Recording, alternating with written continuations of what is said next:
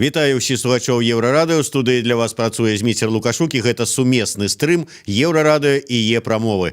Актывіста Міколу Дзядка затрымалі вечарам 19 сакавіка, калі ён выйшаў з новага драматычнага тэатра. Ноч хлопец правёў у изолятары часовага утрымання, а 20 числа яго прывезлі ў суд, дзе высветлілася вельмі цікавая акалічнасць пра тое, якія доказы мелі міліцыянты супраць Дзядка і што за акалічнасці былі супраць міліцыянтаў і іх доказаў. Мы сёння і пагаворым з маім госцем у студыі.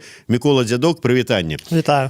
Мікола, давай з самага пачатку. Што ж было, як развіваліся падзеі? Вот ты 19 сакавіка прыйшоў у драматычны тэатр, выходзіш і... І ззаді мяне плетуцца два хлопцы, якіх я адразу апазнаў міліцыянтаў па паходке, па знешнім выглядзе.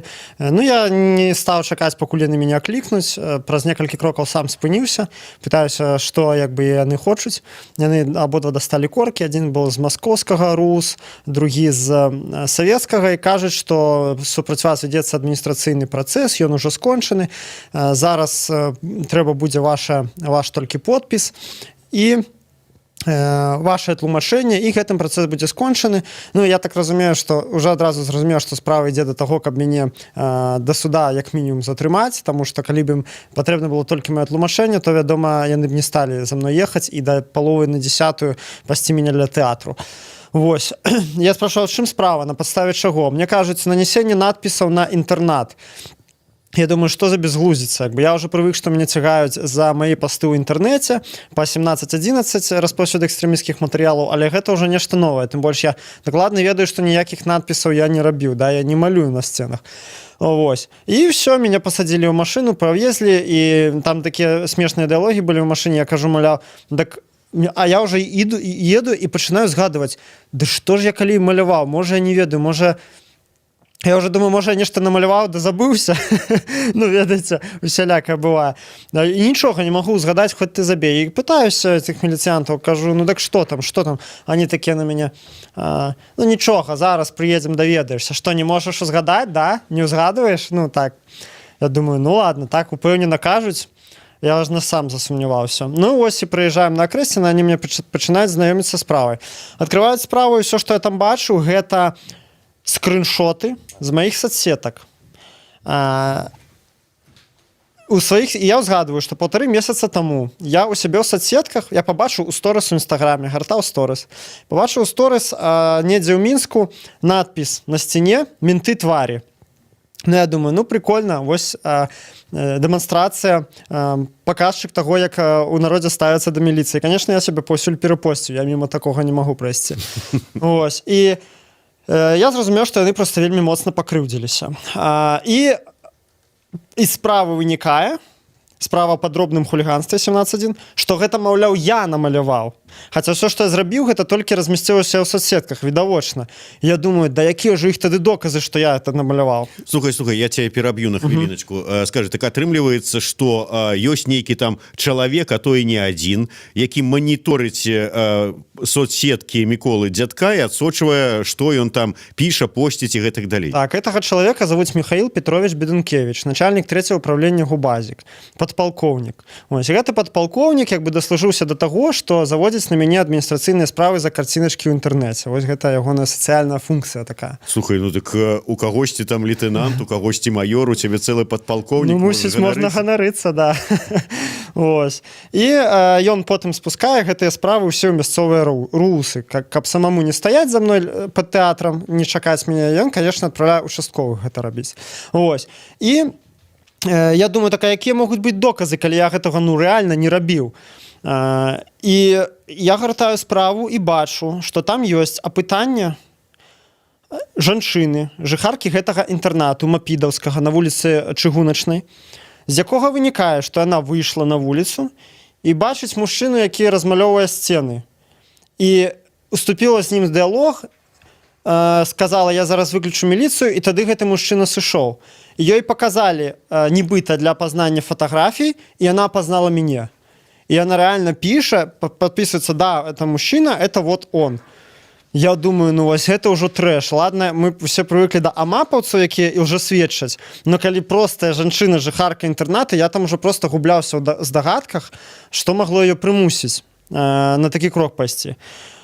А потым думаю, пачакайце, а там паўсюль бачна у справе, што это 2 лютага было зроблена. Думаю, але ж я большую частку часу свайго праводжу ў Польшы, бо я там навучаюся.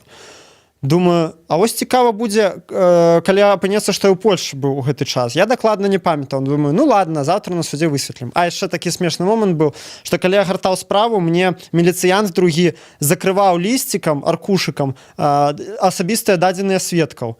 Я кажу, что вы робите? Он говорит, ты можешь знакомиться только с делом в отношении себя. Я говорю, вы что, на приколе? Это административная справа, она вся в дочинении до меня. Нет, вам нельзя видеть. Так я говорю, они что, нечто кепское зробили? Вы за их здоровье турбуетесь? Это что? Нет, вам нельзя видеть. Ну, это так комично выглядало, так смешно. Ну ладно. Ну все, я пераношу на Акрэсціна. Павезлі мяне на суд, дарэчы, не зранку, а нават пад вечар, можна сказаць, у другую палову дня. Я так падазраю, што гэты час яны працавалі з суддзёй, яны працавалі са сведкай дадаткова. Ну все, прывозяць у суд, там ўжо пад'ехалі мае паплечнікі, журналістка Белсата. І все, мяне все пачынаецца судовае паседжанне, і я прыводжу спачатку, расказваю храналогію ўсю, што я пабачыў у сторыс. Там ёсць нават чалавек, у якога я пабачыў.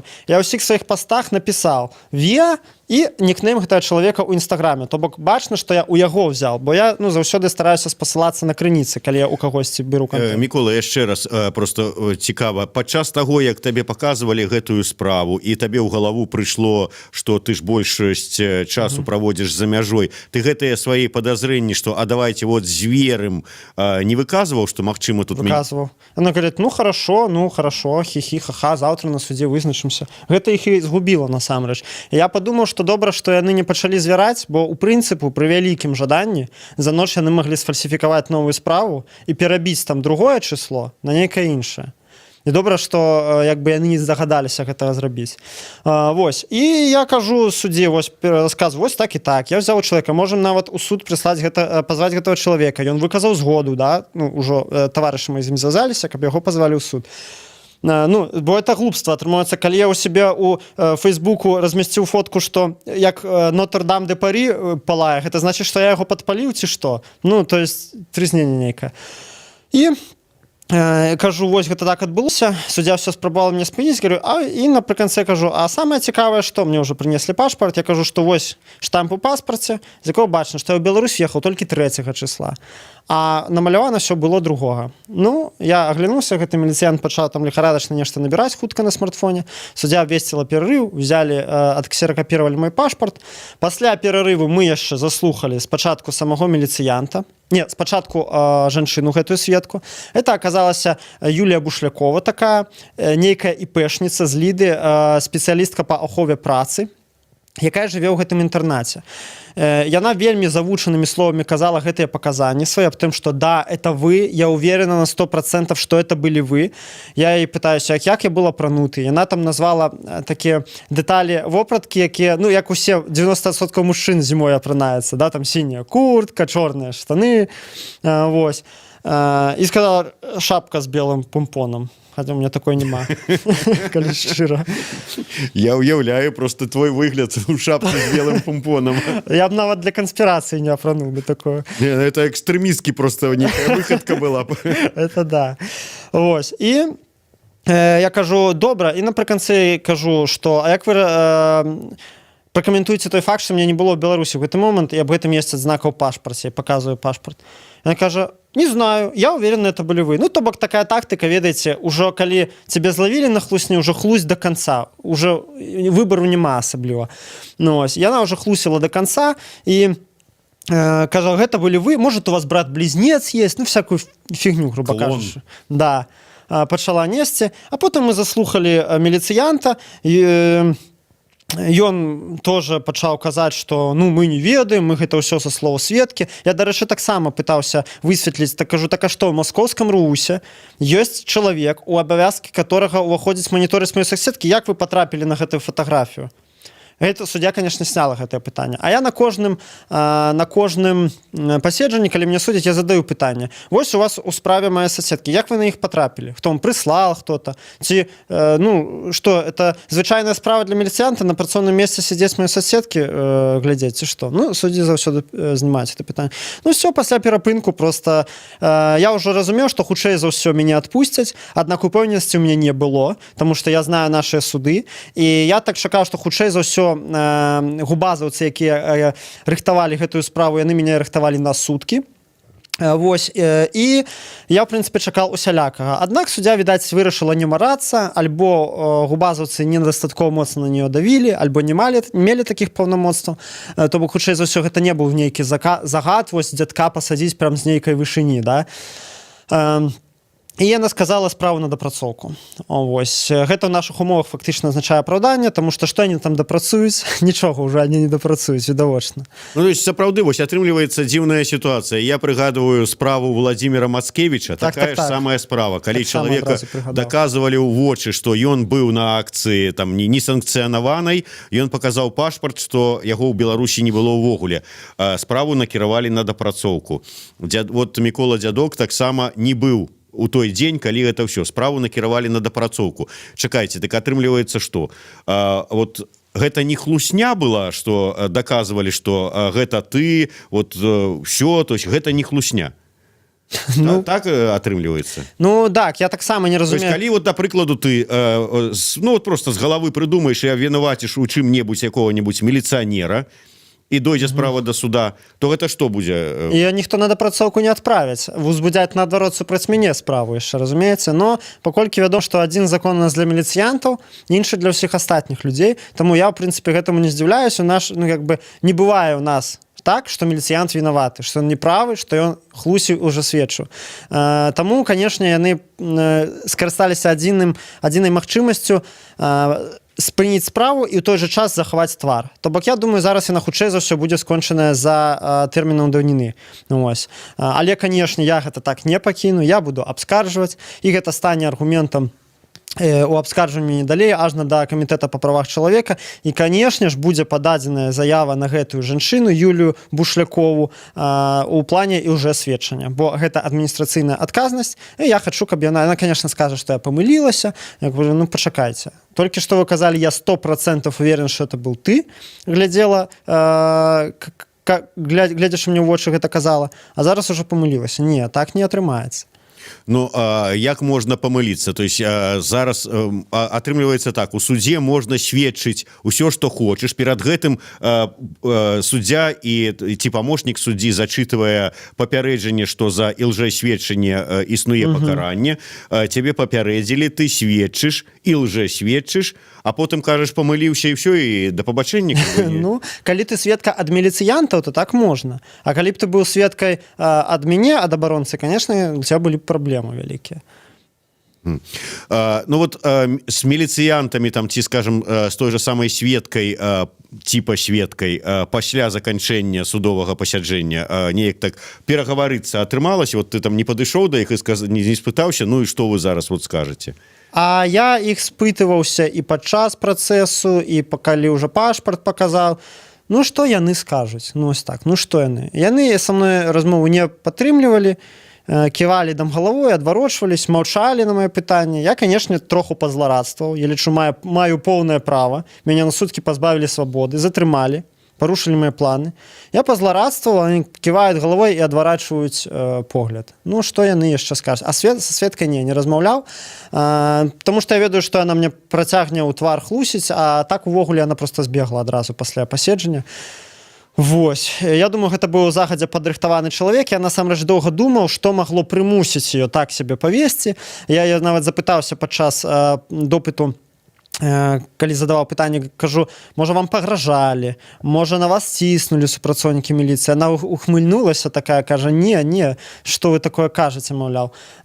Я прыйшоў да высновы, што хутчэй за ўсё гэта альбо сваячка, альбо сяброўка некага з міліцыянтаў. То бок яны пабачылі гэты надпіс і падумалі, так, а хто ў нас жыве ў гэтым інтэрнаце, хто мог бы даць патрэбныя паказанні. І проста па сваіх сацыяльных сувязях неяк знайшлі такого чалавека, які пацвердзіць усё, што яму было, усё, аб чым яго папрасілі.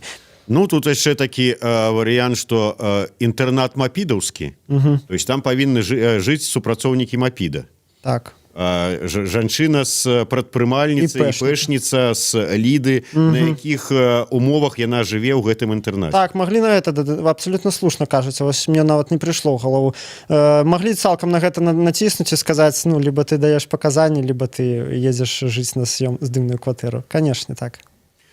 Ўсё ж такі, ну, заўважылі яны вот гэты надпіс. Вот сапраўды, гэта такая вот крыўда, у нас такія крыўдлівыя міліцыянты, што адразу трэба кідаць такія рэсурсы на тое, каб знайсці таго дзітка, адсачыць яго, вылавіць, прывесці ў ізалятар, потым судзіць. Это ж выдаткі, прычым немалыя. Ага, я таксама задаваўся гэтым пытаннем і прыйшоў да высновы, што, ну, сапраўды тут няма нейкага, вось менавіта ў гэтым дзені няма нейкага вялікага стратэгічнага плану, каб там запужаць дзядка, запужаць грамадзянскую супольнасць, спыніць там маю блогерскую, актывісцкую працу, бо, па-першае, яны выдатна ведаюць, што, ну, ад гэтага я не спынюся, да? Ну, как бы, я і 15 сутак сижу, я все роўна працягну рабіць, што рабіў. Карысці тут ніякай. А што датычна рэсурсаў, дык гэта ж не іхнія рэсурсы. Ім якая разніца? Яны трацяць рэсурсы, вось Бедункевіч, да, які там загадваў гэтую справу, ці іншы губазавец нават, гэта не прынцыпова. Это ж не яны трацяць рэсурсы. Ён траціць все што рэсурсы, ён сеў, напісаў паперу, выславіў рус, а далей гэта участковыя, гэта інспектары, КДНшчыкі, яны бегаюць, варушацца, да 9:30 ночы стаяць там пад тэатрам на марозе і гэтак далей. То бок гэта не ягоная справа. Ён толькі камандуе. І таму ён абсалютна не турбуецца ні аб чым. І палітычнага сэнсу ў гэтым таксама ніякага няма. Бо я, як бы, ну, груба кажучы, за выняткам таго, што мне даставілі невялічкі стрэс і адабралі троху часу, я у плюсе, да, то бок я адчуў вялізную хвалю салідарнасці, мне огромная колькасць людзей пісала, мне там куча людзей падпісалася ў тэлеграм-канал, на YouTube людзі падпісаліся, прыйшлі на стрым, слушалі, когда я распавядаў, вось вы мяне там паклікалі, да, то бок, чтоб прям так зрабіць кепска дзедку, гэта абсолютно супярэчыць здароваму сэнсу. Таму я думаю, што ўсё ж такі менавіта вось гэта дзеянне, яно рэальна было прадыктавана нейкай дробнай крыўдай канкрэтнага міліцыянта з губазіка, зразумела, не з рувуса маскоўскага, да?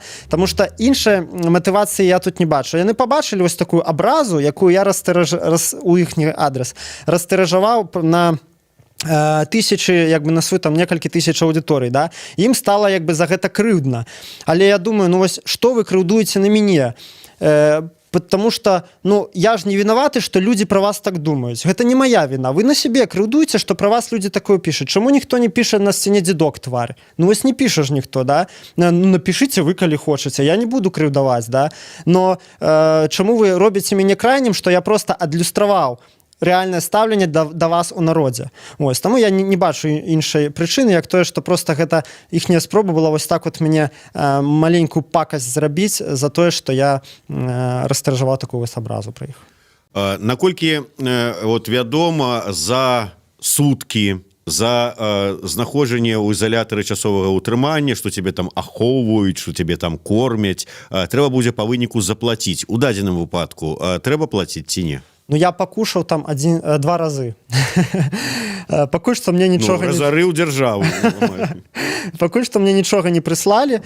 Ну, паглядзім. Я уже, шчыра кажучы, не памятаю, якія там расцэнкі ў гэтым гатэлі. Я думаю, не шмат будзе, але паглядзім. Можа, яны там зашыюць увогуле, нічога не прышлюць. Паглядзім. Все ж таки з юрыдычнага пункту гледжання, ось ты сказаў пра тое, што так гэтую справу не пакінеш, будеш абскарджваць, але пакуль справа на дапрацоўцы, пакуль яна, ну, афіцыйна альбо не разгледжана была і не пастаўлена кропка судом, альбо не выйшлі тэрміны разгляду гэтай справы, ніякага вот абскарджвання нельга рабіць. Я буду пісаць, прасіць, каб як хутчэй яе даследавалі, каб усе дэталі высветлілі усе абставіны, высветлілі і хутчэй накіравалі яе ў суд. Таму што я пакуль што ўпэўнены, што да суда яна не дойдзе. Яна будзе закрытая за тэрмінамі даўніны, бо што яны скажуць на судзе. Ім невыгадна несці як бы суд. Яшчэ важны нюанс, пра які не прыгадаў, што справа насамрэч была ўзбуджаная 3, па-моему, 4 ці 5 лютага. І 13 лютага яна была прыпыненая. Таму што мясцовыя міліцыянты яны не хацелі гэтым займацца. Яны не шукалі мяне асабліва нічога. То бок распараджэнне ад губазіка прыйшло яшчэ раней. А адноўленая яна была 19 сакавіка. Практычна там шэраг супадзенняў. У той жа дзень, калі я стварыў чацік аб узаемнай дапамозе пры каранавірусе. Гэта было там праз дзень пасля таго, як праз некалькі дзён пасля таго, як я толькі прыехаў у Беларусь і гэтак далей. То бок я яшчэ расцэньваю гэта акрамя крыўды як тое такое указанне на то, каб я парадзей прыязджаў сюды і што будзеш прыязджаць, будзеш сядзець. Гэта такі пабочны такі месадж, які мне спрабуюць паслаць. Вось. Таму яна спынялася, а потым была відавочна такі штуршок ад губазіка ў адрас мясцовых міліцыянтаў, і яны аднавілі зноў. 19-го яны аднавілі, і 19-го ж мяне затрымалі. Ты вот кажаш пра сітуацыю, калі вот ты кажаш, ну што, вот паглядзіце, вось пашпарт, вось штамп, вось даты не супадаюць, ну і как бы людзі там альбо до конца, як ты кажаш, хлусіць, як тая сведка, альбо адварочвацца і маўчаць. Гэта свет, ну, схлусілі адзін раз, знайшлі нейкую сведку, якая нібыта бачыла дзядка, якога там не было. Скажуць потым, ой, а мы пераблыталі, гэта было, оказывается, не 2 числа, а там 3 вечарам ці 4, там, калі ён ужо быў тут у Мінску. Ты не выключаеш такога вот павароту падзей? Ну, гэта будзе ўжо да такой ступені нахабна і да такой ступені смешна, што я думаю, яны не захочуць ганьбіцца. Ім прасцей, калі яны захочуць ізноў мяне неяк напакасціць, а яны захочуць. Ім прасцей знайсці нешта ў маіх соцсетках, тым больш я там знайсці там прасцей простога, да? Нейкі там экстрэмізм чарговы, і за гэта яшчэ раз мяне арыштаваць. Таму не, ну, я гэта не магу выключыць, але гэта будзе ўжо просто фантастычнае глупства, і гэтым яны рэпутацыйна сябе яшчэ больш нашкодзяць, чым зараз яны селі ў лужыну. І так, да, што там кляліся, мне бажыліся, што яшчэ падмігвалі, ты што, не помніш, што ты нарисаваў. Ось. Яшчэ цікавы момант смешны са справы, што я гартаю справу і думаю, ну, на судзе запатрабую камеры відэаназірання. Няхай мне пакажуць, як я там был 2 числа. Ну і дагортываю до того момента, где написано, что вот, мы высылали запрос МОПИД, но, к сожалению, именно в эти дни камеры находились на профилактике и ничего не снимали, я думаю.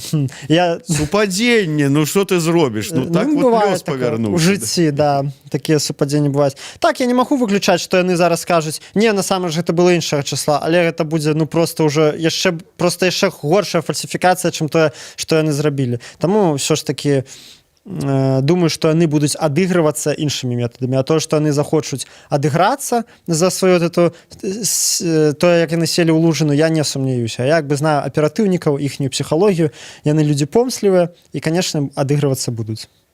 Ты сказаў про тое, што вот дзіўная сітуацыя, ну, в сэнсе, вот всё этой справай яны не маглі дабіцца нейкіх там глобальных мэтаў, типа напалохаць дзядка, ці там напалохаць грамадзянскую супольнасць і гэтак далей.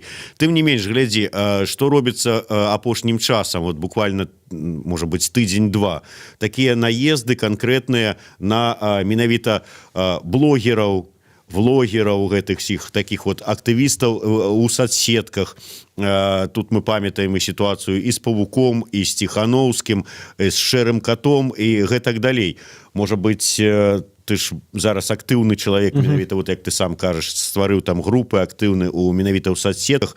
Можа, гэта так вот да кучы вот да ўсіх астатніх блогераў? Ну, так, гэтыя дзеянні, яны ідуць как бы у агульнай канве вось гэтых вот пераследаў блогераў, да? Яны не супярэчаць агульнай, скажем так, лініі партыі, да, якую пераследуюць наши рэпрэсіўныя структуры.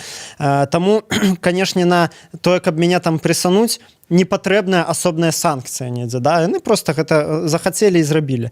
Аднак думаю, што ўсё ж таки на сённяшні дзень вось гэты выпадак мяне прэсуюць па лініі хутчэй анархістаў, чым па лініі блогераў. Чаму? Таму што ну, па-першае, за анархістамі як бы замацаваная уже правераная структура губазік, трэцяе ўправлення, а па-другое, таму што ўсё ж такі, хаця я там і актыўны і ў соцсетках, і блог, і YouTube, і ўсё такое, все ж таки моя аўдыторыя пакуль не дацягвае да там узроўню таго ж там Павука, Ціхановска, іншая, да, там у меня там без малага 1500 подписчиков на Ютубе, да.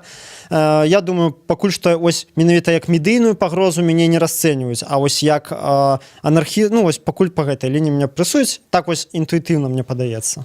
Чым анархісты на сённяшні дзень небяспечныя? Вот за апошні час я асабліва пра іх нічога не чуў ніякіх. Ну, я маю на увазе там акцыі нейкія такія гучныя ці яшчэ што-небудзь. Вот чаму вот зараз, чым яны зараз вот не могуць быць такія? Ну, анархістаў, падкрэслю, прэсуюць не зараз, яны пад прэсам знаходзяцца неспынна. Часам гэта хваля павялічваецца, часам памяншаецца, але яна прысутнічае фонам увесь час. То бок нельга сказаць такое, што анархістаў не прэсавалі, а потым пачалі прэсаваць. Яны пад пастаянным, как квашаная капуста пад гнётам, ведаеце, ось пастаянна так знаходзяцца. І небяспечныя яны патэнцыяльна і рэальна ўсё тым жа, чым і раней, гэта сваёй непадкантрольнасцю. То бок яны не ўбудаваныя ў гэтыя інстытуты апазіцыі, яны не маюць рэгістрацыі, яны не маюць кіраваных нейкіх лідараў, яны жывуць сваім разуменнем і гэтым кампенсуюць сваю інфраструктурную, арганізацыйную пэўную слабасць і колькасную, і сваю малаколькаснасць. Вось гэта менавіта не так сказал, не падкантрольнасцю і нежаданнем падпарадковвацца гэтым дзяржаўным правілам, дзяржаўным законам. Вось, в прынцыпе, нічога не змянілася, да, у гэтым плане, як было яно 5 год таму з анархістамі, ўсё тое ж самае прыкладна і зараз. Ну так, тое, што анархістаў прэсуюць і прэсуюць пастаянна, гэта даўно засведчана. Дарэчы, вось я хацелось бы зараз звярнуцца да ўсіх, хто захоча нейкім чынам падтрымаць, і тут не за анархісцкую нейкую дзейнасць, а за ўдзел у акцыях у падтрымку незалежнасці Беларусі. На 1600 рублёў былі штрафаваныя Вячеслав і Марына Касінеравы. Зразумела, што сабраць і выплаціць з асабістай кішэні такую суму далёка не кожны беларус можа, як бы ён не любіў Беларусі, не перажываў за яе незалежнасць і суверэнітэт. Тым не менш, вось Вячеслав і Марына Касінеравы аб'явілі збор сродкаў.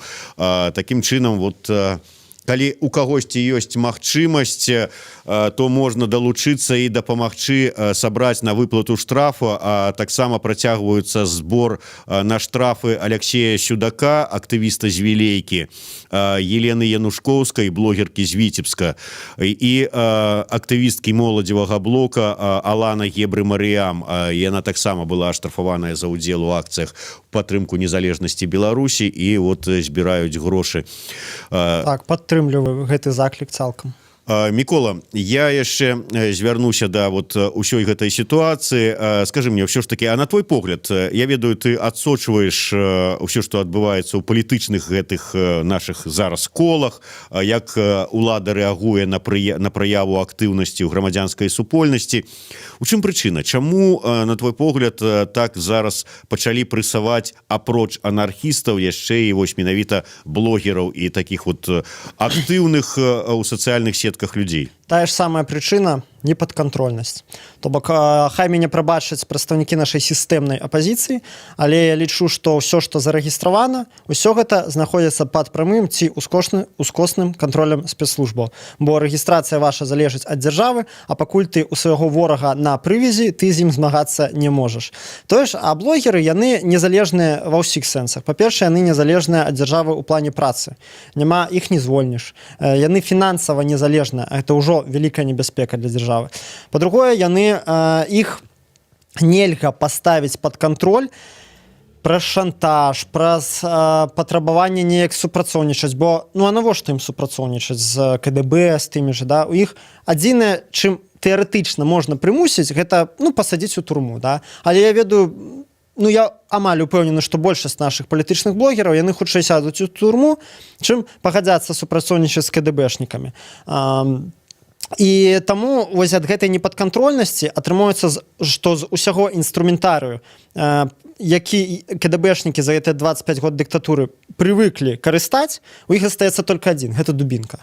Да, там, ні пернік, ні нейкія заахвочванні, ні дапамога ў прасоўванні там у гэтай сацыяльнай іерархіі, да? Ну, чым звычайна КДБшнікі сваю агентуру як бы стымулююць, да? Нічога гэта няма, застаецца толькі бізун. І вось яны яго прымяняюць. І я думаю, што там сядзяць даволі граматныя аналітыкі, прынамсі ў КДБ, яны разумеюць, што ад непадкантрольнасці інфармацыйнай сферы можа вырасці ў часы сацыяльнага напружання большая беда для рэжыма.